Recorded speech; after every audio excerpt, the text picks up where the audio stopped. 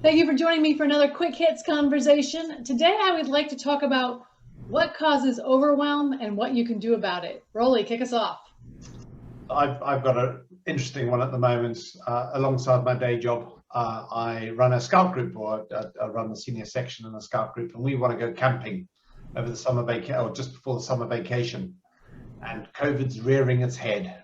And you know what? We just started chunking it down into little bits, and we take little steps, little by little. And what's the saying? We're eating the elephant one bite at a time. And that's how I'm trying to get over that overwhelm. But it was, I must say, yesterday at 6 o'clock in the evening, it wasn't a fun place to be. There's a lot about overwhelm. There's a lot going on. But I think, and partly the conversations we've had and the 10-minute hits, just being able to look at where we're at, what we're doing, what is the one thing we can do just to move us that little bit forward. It's almost like the 1% marginal gain. What's the one thing we need to do just to get, let's do that and then see where we're at, reevaluate and crack on. So to the original question, what causes overwhelm? I would say it's having more on your plate than you're able to handle. And that could be personal, that could be business, that causes it, which causes stress, which causes that feeling of overwhelm. So to Rowley's point, the next step is some of this we can control and some of it we can't, but making a plan to do what you can, control what you can, and learn the word no. Yep. That helps a lot. That overwhelming feeling. With the caveat that there are some things that happen in our lives that will overwhelm us and we have no control and we can't say no. But that's not all. No, and in those cases, all you have to do is just keep breathing, keep your head above water. You know, if nothing else, tread water, right? Isn't that when you're in the ocean, if you get stuck, roll over on your back and just float and breathe. That's all you have to do, and then figure out the next thing next. So I think too often people think that they are absolutely have no choice and they absolutely have no options. An awful lot more than is the case. So. Yeah. Jim, you've been quiet. What do you think? Yeah, well, I had sort of an insight in terms of understanding myself and what contributes to my own overwhelmness. And looking back, we think of caffeine as the great enabler. Wake up, get your coffee or tea or whatever, and you're good to go. But after a certain point, caffeine tends to add to the anxiety and to the sense of overwhelm. So you really have to be moderate in that. And for me also, any alcohol the night before, you may feel overwhelmed, you may have a cocktail or something like that the night afterwards. But then the day after that, sort of two things happens. One is I tend to be a little bit more anxious.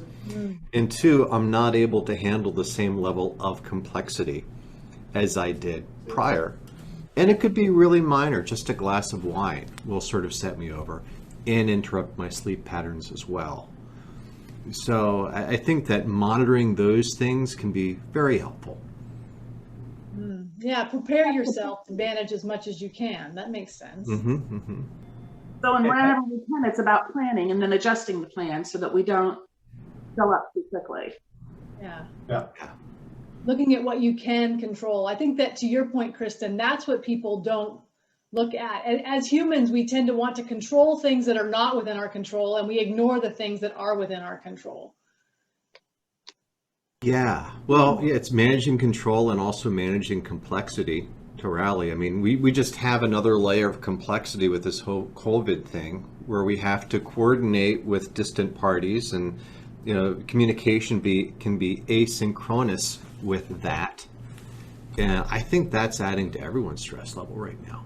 But then I think recognizing that when you add complexity, you have to add time to the planning. I often say I have 6 weeks to accomplish this goal. And then during that 6 weeks, they add another 50% of things to get done. Yes. And they forget to say, if I'm going to add complexity, yes. and often I need to add budget. Yeah. You don't add in. Yeah, it's those add-ons. You have to add on time to handle the add-ons that are put on your plate. And isn't it interesting how so many of us tend to create our schedule in such a way that there's no room for that? Even though we know there's going to be things that happen, flat tires, have to make a grocery run, whatever it is. But we don't book that in. Why is it as humans that are we so afraid we might have extra time? Is that even a thing? I've had to do that because I give my clients my schedule, and they may book themselves anytime they please. So if I don't book some time off to get things done, it doesn't happen. Mm-hmm. Yeah. Mm-hmm. And that's quite, there's a new feature that's come in my email program that just says, do you want to book out focus time today in a 2-hour spot? I don't know if you've noticed that. I haven't seen Do you that. have a 2-hour spot? Well, it comes up at the start of the week and it just goes block, block, block, book. So you've got focus time 3 times a week and just gets blocked out. Yeah. AI working for us. The machines are working for us for a change. So is that part of managing overwhelm, is creating that flex time? I know for me, I typically don't book things on Fridays because that gives clients somewhere to push to. If they end up where they, That's smart. I'm like, okay, well, I always have, always is a strong term. Usually I have a spot on Friday that I can push somebody into if something comes up during the week where they can't take their regular slot. If I didn't have that, then it would be juggle city, and that would be stressful and cause overwhelm. Yeah, that's really good. And I think that it's going back to knowing what your optimum abilities are and what they aren't. So when you want to be a perfectionist and you want to do everything perfect, it's not going to happen. You're going to cause yourself stress. Mm-hmm. But even recent studies are showing that an optimum work time is about 25 to 30 hours. A week. Yeah. You lose the ability to work as effectively or efficiently. So if you're going to add drink to that, and you're going to add partying and not sleeping to that, then that optimum time is less. And I think, again, it's about being honest and realistic about what you're capable of doing and controlling all that you can. And how much, I know we've talked about this on Quick Hits before, how much you allow other people to take over your available time, and the difference between available time and free time, and being able to create that in your schedule for yourself. Because if you let other people run your schedule, you're going to get overwhelmed. And there are times that can be helped. You're a mother of 3 children under 5 years old. You've got 3 people running your schedule. You don't have that option. Right. So there are those moments, or there are those times in our life where we don't have control. But most of the time we have a modicum of control over what we can plan and take on. Mm-hmm. How do you notice when you're overwhelmed? Is it something you notice when it's happening? We only have like... You know it.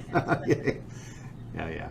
As I've got older and become more aware of it, more experienced of it, gone through it enough times, and thankfully had enough people during the early days to help coach me through in the understanding of it, I now get better at it. And it's just like, I might shout in the shower because I'm getting grumpy, but at least I'm stressed. Yesterday wasn't good. I'm going to solve today, and I'm going to do, I don't know, go for a walk and write a list, and then just tick off the easy things quickly. Yeah. I find it, I recognize those a lot better now in terms of the signs. So I'm interested in how other people experience it. How do you notice, Jim? I just feel it. For me, it's anxiety. I just get anxiety, and in my business being investments, there's a lot of things you can't control, right? So it's helpful to be able to distinguish what you can control, what you can't control. Forgive yourself for what you can't control, but make adjustments as needed. Kristin, what about you? How do you notice when you have overwhelm? It's physical. I feel it. I feel the anxiety raising up in my body. I get mad at myself, which is ridiculous. I'm now overwhelmed and I'm going to add anger and self-loathing to it because that doesn't make sense. Because I wonder, why didn't you plan this better? Why didn't you think this through better? So I try to get ahead of things, but I feel it. I physically feel it, and then I make it worse by getting angry about it. Yeah, same. I know I need to go for a bike ride. When I start, I'm just like, I'm not okay. So definitely. Well, thank you so much for having this conversation with me about overwhelm. I think it is something that a lot of us are dealing with right now with COVID and everything else we're trying to manage. So thank you for sharing your tips and ideas. And I look forward to having another conversation with you very soon.